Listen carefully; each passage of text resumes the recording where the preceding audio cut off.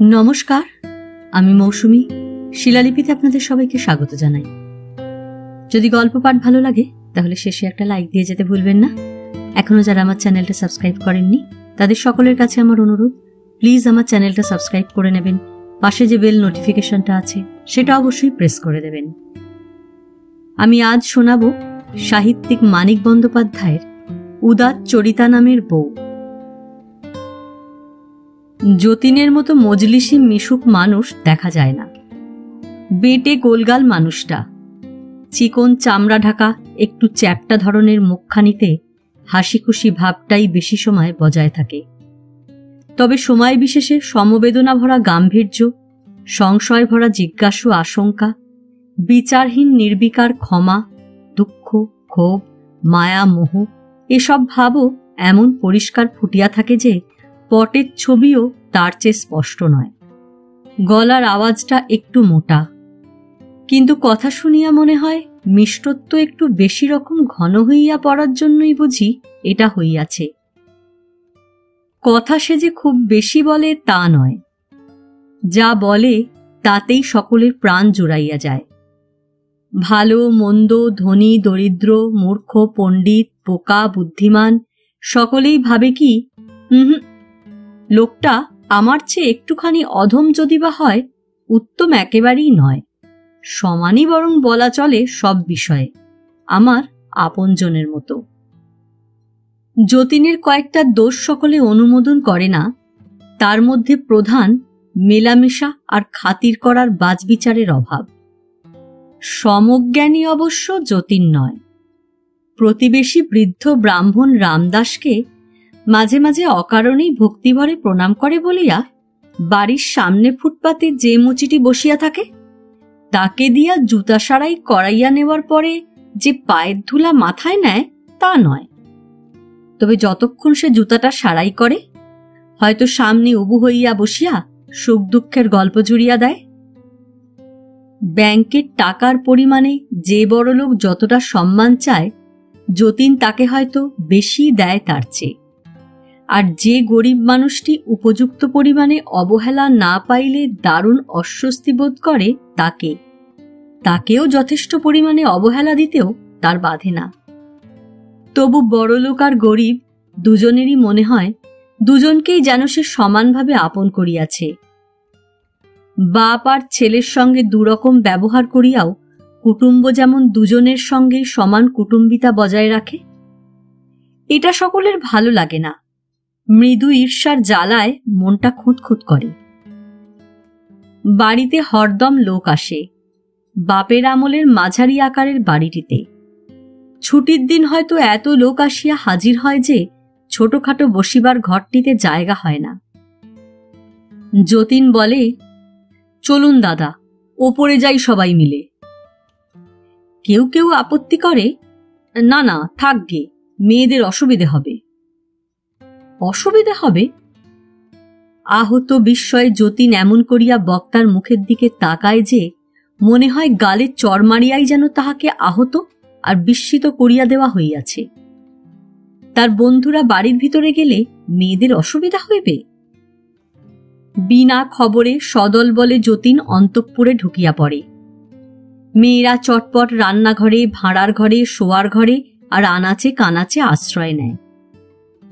যতীনের বউ শতদলবাসিনী ভাতের হাঁড়ি নামাইয়া জলের ডেকচি উনানে চাপাইয়া দেয়। এখনই সকলকে চা দিতে হইবে। যতীন এক ফাঁকে চট করিয়া রান্নাঘরে আসে। চা হলো? শতদলবাসিনী বলে, জল চাপিয়েছি। আন্দাজ কত কাপ? এই ধরো কাপ 40। পান পাঠিও কিন্তু। ছুটির দিনে পান সাজার দায়িত্ব সেজ ননদ কৃষ্ণার।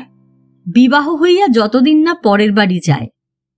জল গরম হইতে হইতে পানের খবরটা আনিতে গিয়া শতদলবাসিনী দেখে কি, পান সাজা হইয়াছে মোট 5-7টি। পান সাজার সরঞ্জাম সামনে নিয়া কৃষ্ণা মশগুল হইয়া পড়িতেছে চিঠি। হাতের লেখা চেনা, কার চিঠি তাও জানা। ঠাকুরজি? কৃষ্ণা চমকায়, থতমত খায়। চিঠিখানা ব্লাউজের আড়ালে চালান করিয়া দেয়।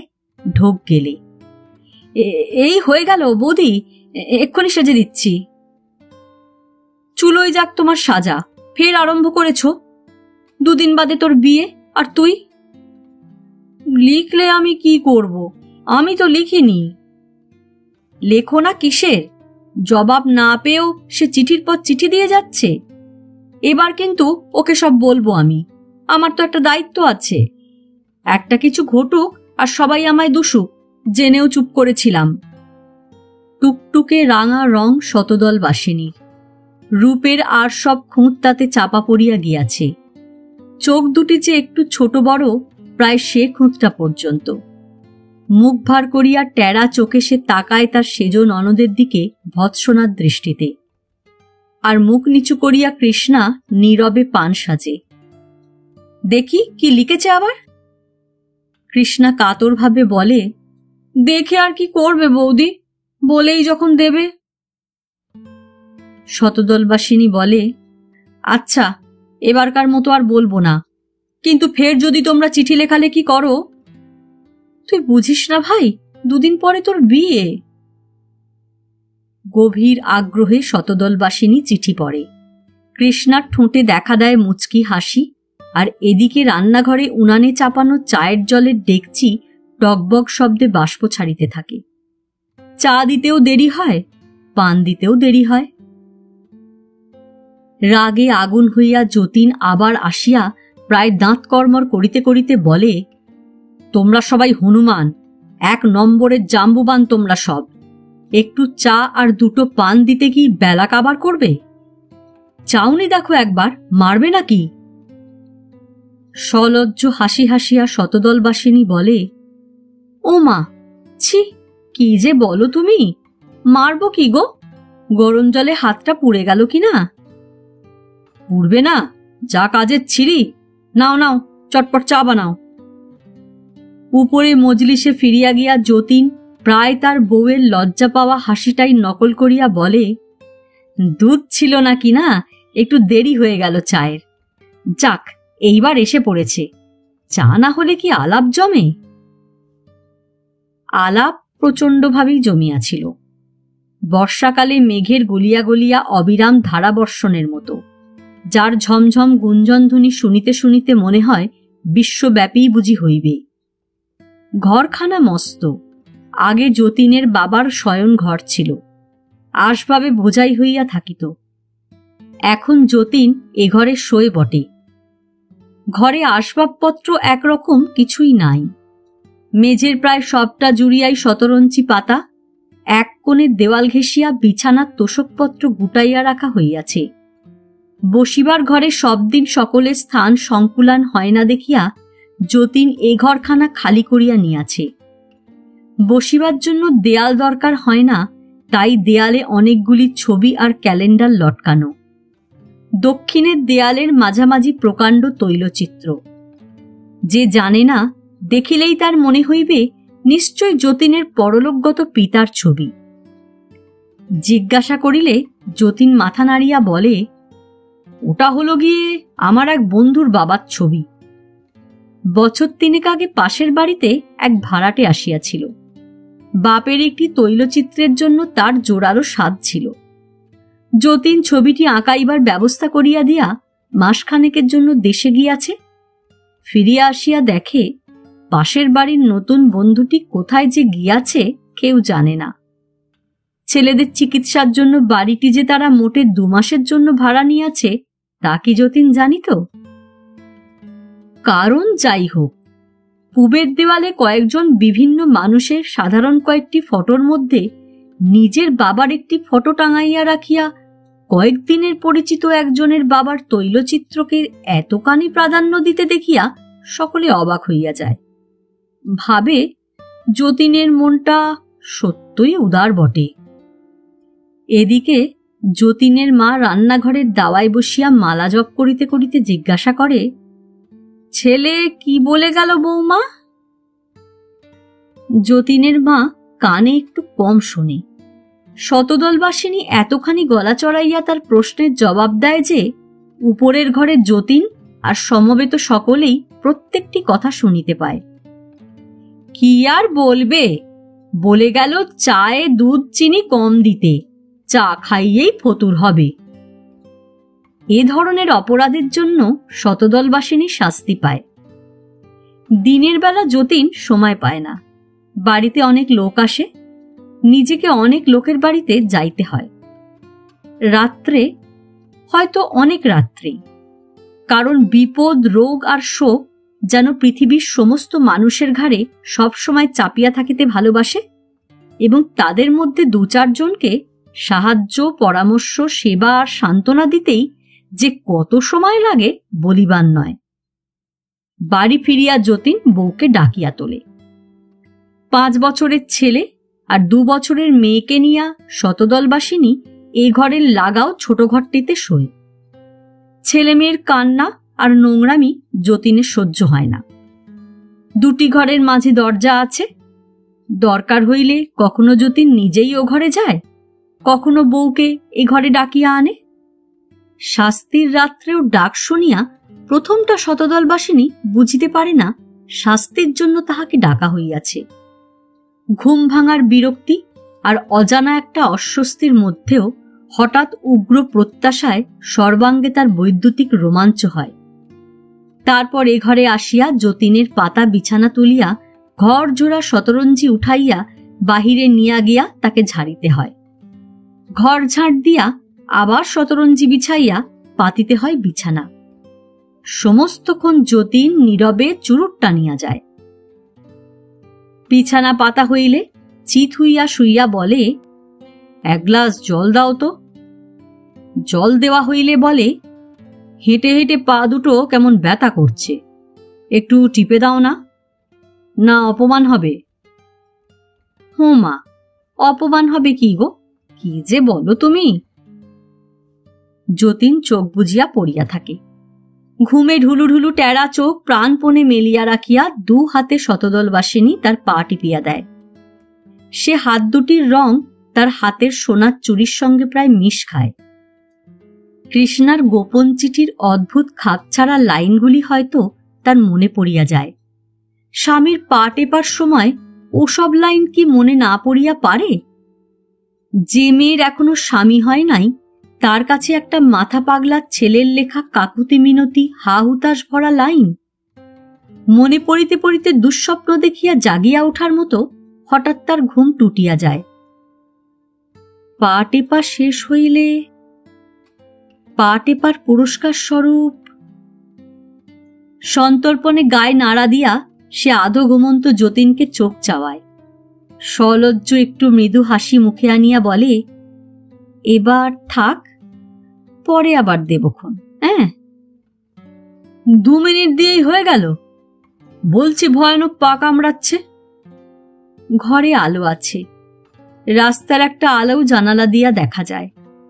অসমান চোখ দুটি যতক্ষণ জলে ভরিয়া থাকে ততক্ষণ মুখ উঁচু করিয়া সে ঘরের আলোটা দেখে। তারপর জল শুকাইয়া চোখ ঢুলু ঢুলু হইয়া আসিলে তাকায় রাস্তার আলোর দিকে। ঘড়িতে সময় চলার টিকটিক আর যতীনের নিঃশ্বাস ফেলার শ শ শব্দের সঙ্গে মাঝরাত্রির আরো কত শব্দ সে শোনে। সব শব্দ হয়তো শব্দই নয়। তারপর একসময় মেয়েটা কান্না শুরু করে। তার কান্নায় জাগিয়া গিয়া ছেলেটাও সে কান্নায় যোগ দেয়। পা টেপা বন্ধ করিয়া শতদলবাসিনী বলে, ওগো শুনছ, ওরা জেগেছে, আমি গেলাম। না, এখন যেতে হবে না। ওরা যে কাঁদছে, কাঁদুক। আর পা টেপায় না। এবার যতীন তার আদরের বউকে আদর করিয়া করিয়া আলিঙ্গনে বাঁধিয়া ফেলে। ছেলে মেয়ের চিৎকার যত সপ্তমে ওঠে, তার বাহুর বাঁধনও তত জোরালো। শাস্তি বটে, এতক্ষণে এত করিয়াও যাকে শাস্তি পাওয়ানো যায় নাই, এতক্ষণে যে তার শাস্তি শুরু হইয়াছে, দুজনেই তা বুঝিতে পারে। যে শাস্তি দিতেছে সেও, যে শাস্তি গ্রহণ করিতেছে সেও। গোড়া হইতেই শতদলবাসিনী সব জানে, সব বোঝে, তবু সে কিছুই জানিতে চায় না, কিছুই বুঝিতে চায় না, এখনো চেষ্টা করে জয়ের। এতক্ষণে রাগ পড়ল? রাগ আবার করলাম কখন? কথা বলনি কিনা এতক্ষণ, তাই মনে হচ্ছিল রাগ করেছ। আচ্ছা, আজ দাড়ি কামালে কখন বলো তো? সারাদিন তো 1 মিনিট সময় পাওনি। কি খাটতেই তুমি পারো বাবা! অত খেটো না, লক্ষ্মীটি, শরীর ভেঙে পড়বে। মধুর হাসি হাসে শতদলবাসিনী। যতীন দাড়ি কামাইয়াছে কিনা গালে আঙুল বুলাইয়া বুলাইয়া তাহা পরীক্ষা করে। হঠাৎ ভয়ানক বিরক্ত হইয়া বলে, আহ, কি চিল্লানিটাই শুরু করেছে দুটোতে, জ্বালিয়ে মারল। মেঝেতে আছড়ে ফেলতে সাজ যায়। ছাড়ো তো, দুটোকে শান্ত করে আসি, এক্ষুনি আসবো, 2 মিনিটের মধ্যে। কাঁদুক না, ছেলেপিলের কাঁদা ভালো। দরজাটা ভেজিয়ে দিয়ে আসছি, দাঁড়াও। যতীন 2 ঘরের মাঝখানের দরজাটা বন্ধ করিয়া দিতে উঠিয়া যায়। সঙ্গে সঙ্গে গিয়া শতদলবাসিনী পাশ কাটাইয়া চট করিয়া ও ঘরে চলিয়া যাওয়ার চেষ্টা করে। কিন্তু স্বামীর বাহুর বন্ধনের সঙ্গে বউ কেন পারিয়া উঠিবে? দরজাটা বন্ধ করা হয়, কিন্তু ছেলে মেয়ের চিৎকারের শব্দ আটকানো যায় না। একটু পরেই ও ঘরের বারান্দার দিকের দরজায় দুমদুম করাঘাতের শব্দ পাওয়া যায়। কৃষ্ণার গলা শোনা যায়, বৌদি, ও বৌদি! কি ঘুম বাবা তোমার! বৌদি, ও বৌদি! কৃষ্ণার বিবাহের মাস 2 দেরি আছে। পাত্রটি তেমন সুবিধার নয়, বাড়ির অবস্থাও ভালো নয়, নিজের উপার্জনও বেশি নয়, বয়সটাও কম নয়। কৃষ্ণার পছন্দ অপছন্দের অবশ্য প্রশ্নই ওঠে না। বাড়ির অন্য কারো পছন্দ হয় নাই। মা দিনরাত খুঁতখুত করে। বিবাহিতা বড় বোন দুটি আফসোস ভরা চিঠি লেখে। আত্মীয় স্বজনেরা জিজ্ঞাসা করে, এমন মেয়ের এমন পাত্র ঠিক করা কেন? বাজারে কি আর ছেলে নাই? যতীন বলে, কত লোক বোনের বিয়েই দিতে পারছে না, কানা খোঁড়ার হাতে দিতে হচ্ছে শেষ পর্যন্ত। আমার বোন বলে কি তার জন্য রাজপুত্তুর আনতে হবে? মন্দই বা কি ছেলেটি? স্বাস্থ্য ভালো, রোজগারপাতি করছে, আবার কি চাই? তাছাড়া পাত্রটি সস্তা, এটাই যে একটা মস্ত বড় কারণ শতদলবাসিনীর কাছেই সে কেবল তা স্বীকার করে। টাকা পয়সার টানাটানিটা তার সব সময় লাগিয়াই আছে। বাপের অবস্থা তার ভালোই ছিল। দেশে কিছু সম্পত্তি আছে, ব্যাংকে কিছু টাকা ছিল, নিজেও মাসে মাসে বেতন পায় প্রায় 300 টাকা। তবু ধার দিয়া আর দান করিয়া টাকায় তার কুলায় না। ব্যাংকের টাকাগুলি যতদিন ছিল ততদিন চেক কাটিয়া কাটিয়া চলিয়া গিয়াছে। এখন অসুবিধার সীমা নাই। দেশের সম্পত্তির আয়টা বছরে 1000-2 কাছাকাছি ওঠে নামে। এই আয়টা আছে বলিয়া রক্ষা, নয়তো কি যে হইত। বউয়ের সঙ্গে মাঝে মাঝে যতীন এ বিষয়ে আলোচনা করে। স্বামীর মুখে দুর্ভাবনার ছাপ দেখিয়া শতদলবাসিনী বলে, এমন করে টাকাগুলো যদি নষ্ট না করো। নষ্ট মানে? আহা, যাদের ধার দাও তারা কেউ 1 পয়সা কখনো ফেরত দিয়েছে না দেবে? যাদের এমনি টাকা দাও তাদের অর্ধেকের বেশি মিথ্যে কাঁদুনি গিয়ে তোমায় ভোলায়। মিথ্যে কাঁদুনি গিয়ে ভোলায়? নাম করো তো একজনের, কে ভুলিয়েছে? শতদলবাসিনী আর যতীনের বন্ধু কজনের নাম জানে। কাকে কি উপলক্ষে কখন ধার দিয়েছে বা দান করিয়াছে তাই বা সে কি জানে? সে সময় তো যতীন তার সঙ্গে পরামর্শ করিতে আসে না। অনেক ভাবিয়া একটি দৃষ্টান্তই কেবল তার মনে পড়ে। 3-4 বছর আগের ঘটনা, যখন হইতে যতীনের দান করা রোগটা মারাত্মক হইয়া দাঁড়াইয়াছে। কেন? সেই যে সেবার শান্তির বিয়েতে 2700 টাকা দিলে। ওর বাবার মাইনে কম হোক, ওর দাদা তো 700-800 টাকা মাইনে পায়। যতীন অসহিষ্ণু হইয়া বলে, সব দাদাই কি বেশি মাইনে পেলে বোনের বিয়েতে টাকা ঢালে? টাকা কম পড়ল, শান্তির দাদা দিতে চাইল না, তাই তো আমি দিলাম। আমি শেষ মুহূর্তে পাত্র বদলে দিলাম, বেশি টাকার দরকার হলো। আমি না দিলে কে দেবে? আমার একটা দায়িত্ব নেই? শতদলবাসিনী জিজ্ঞাসা করে না যে পরের মেয়ের কোন পাত্রের সঙ্গে বিবাহ, 2700 টাকা খেসারত দিবার দায়িত্ব নিয়া সেই বিষয়ে মাথা ঘামাইতে যাওয়ার কি দরকার পড়িয়াছিল। যতীনকে ও কথা জিজ্ঞাসা করা বৃথা। মৃদুস্বরে সে শুধু বলে, নাই বা বদল করতে পাত্র, বেশি ভালো পাত্র এনে লাভ তো হয়েছে ভারী, মেয়ের চোখের জল শুকুচ্ছে না, তার চেয়ে আগের পাত্রের সঙ্গে বিয়ে হলে হয়তো। যতীন ব্যগ্রভাবে জিজ্ঞাসা করে, তুমি কি করে জানলে শান্তি দুঃখ পাচ্ছে? ও মা, তা জানবো না? সেজদি যে ভাগলপুরে থাকে। ননদ সেজদি নয়, আমার সেজদি, সেই যে বিয়ের সময় যে তোমার টিকি কেটে নিয়েছিল না, সে। টাকার আলোচনা বেশিক্ষণ তাদের মধ্যে চলে না, অল্পক্ষণের মধ্যেই ব্যক্তিগত সমালোচনায় দাঁড়াইয়া যায়। একতরফা সমালোচনা, যতীন বলিয়া যায় আর শতদলবাসিনী চুপ করিয়া শোনে। টাকা সম্বন্ধে শতদলবাসিনীর সংকীর্ণতা কত যে পীড়ন করে যতীনকে বলিবার নয়। ভালো কাজেই যদি না লাগে, টাকার তবে আর মূল্য কি? মানুষের চেয়ে টাকা কি বড়? এতই যদি টাকা ভালোবাসে শতদলবাসিনী, বাপকে বলিয়া রক্ত মাংসের একটা মানুষের বদলে টাকার একটা বস্তাকে বিবাহ করিলেই পারিত। আমি মরলেই 1020 টাকা পাবে, একদিন 20-30 খাইয়ে দিও বরং। ও মা, 20 খাওয়াবো কি গো, কি যে বলো তুমি? আলোচনাটা হইয়াছিল বর্ষাকালের এক সন্ধ্যাবেলায়। 3 দিন পরে অবিশ্রাম বর্ষণের মধ্যে যতীন ভাগলপুর চলিয়া গেল। শান্তির জন্য যাচ্ছ? হ্যাঁ। কি আশ্চর্য, সেজদি আন্দাজে কি লিখেছে না লিখেছে। দেখেই আসি কেমন আছে। 5 দিন পরে সে ফিরিয়া আসিল এবং আসিয়াই শান্তির শ্বশুরের নামে পাঠাইয়া দিল পুরা 1,000 টাকা। শতদলবাসিনী ব্যাপারটা জানিতে পারিল আরো দিন 7 পরে। টাকা পাঠাইলে কেন? যতীন হাই তুলিয়া বলিল, পণের সব টাকা দেওয়া হয়নি বলে ওরা শান্তিকে কষ্ট দিচ্ছিল কিনা, তাই পাঠিয়ে দিলাম।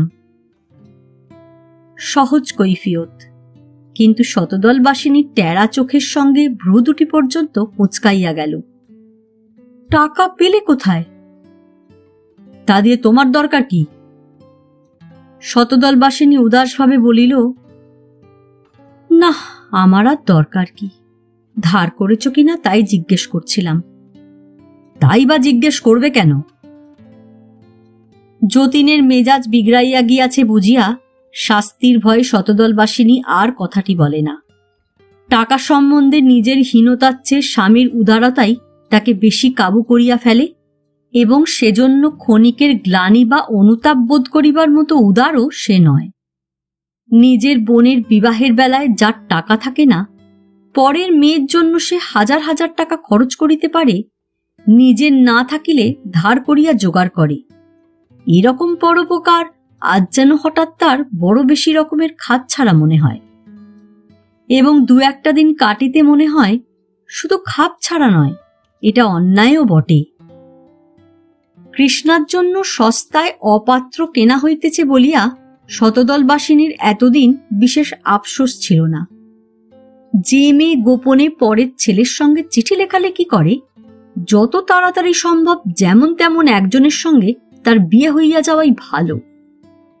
25-26 বছরের রোগা লম্বা গোয়ার গোবিন্দ এক ছোঁড়া যাকে ওরকম আবল তাবল কথা ভরা চিঠি পাঠায়, একটু বেশি বয়সের মোটাসোটা একজনের সঙ্গেই তার বিবাহ হওয়া উচিত।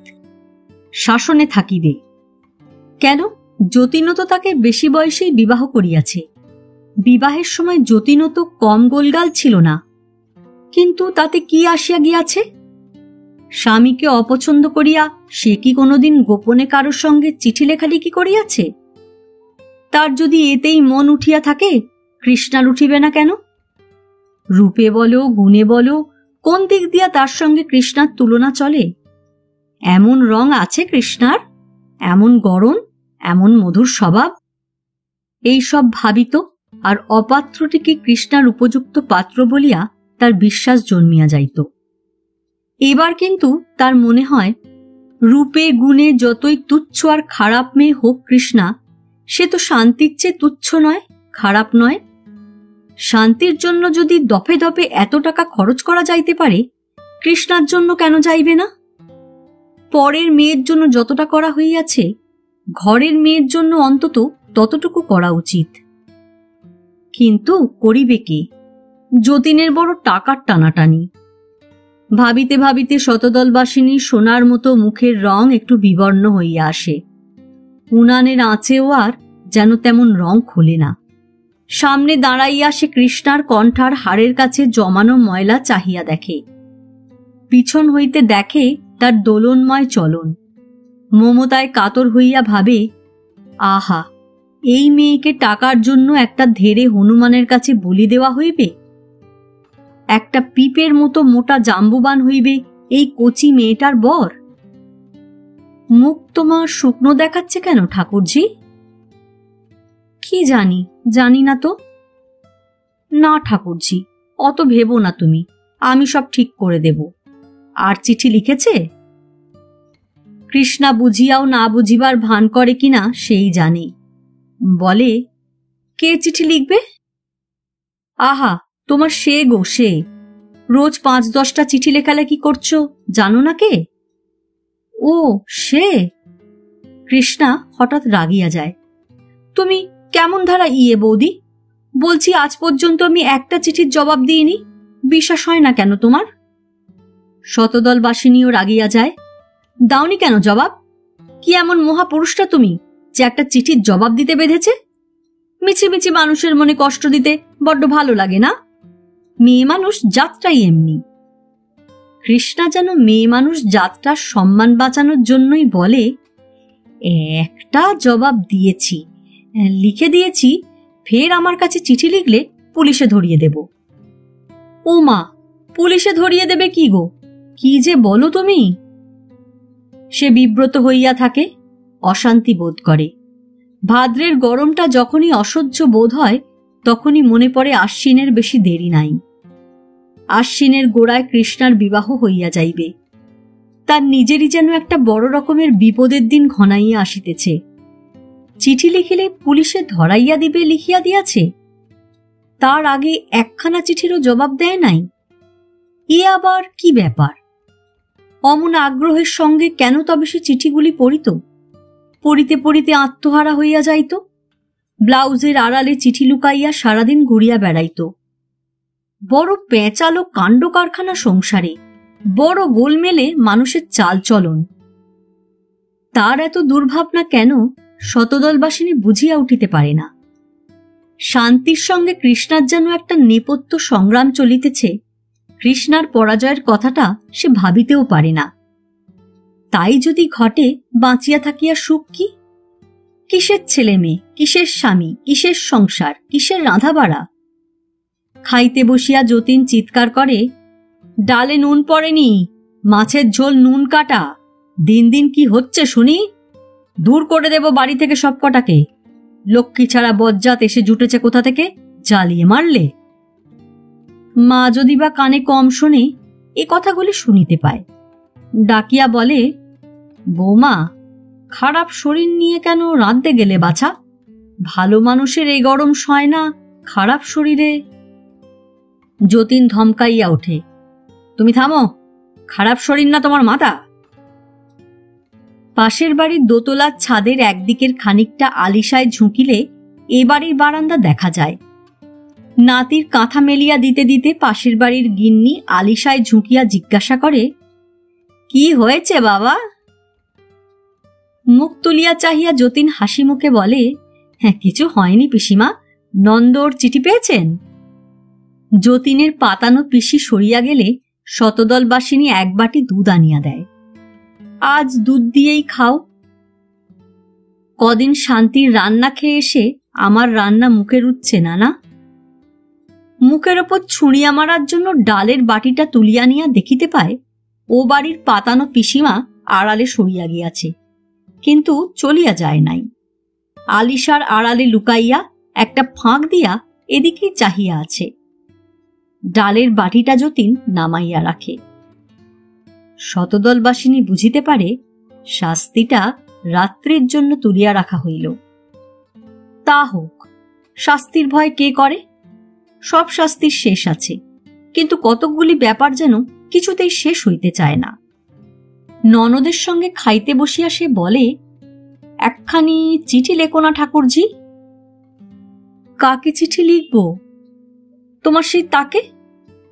ও তাকে, তুমিই লেখো না?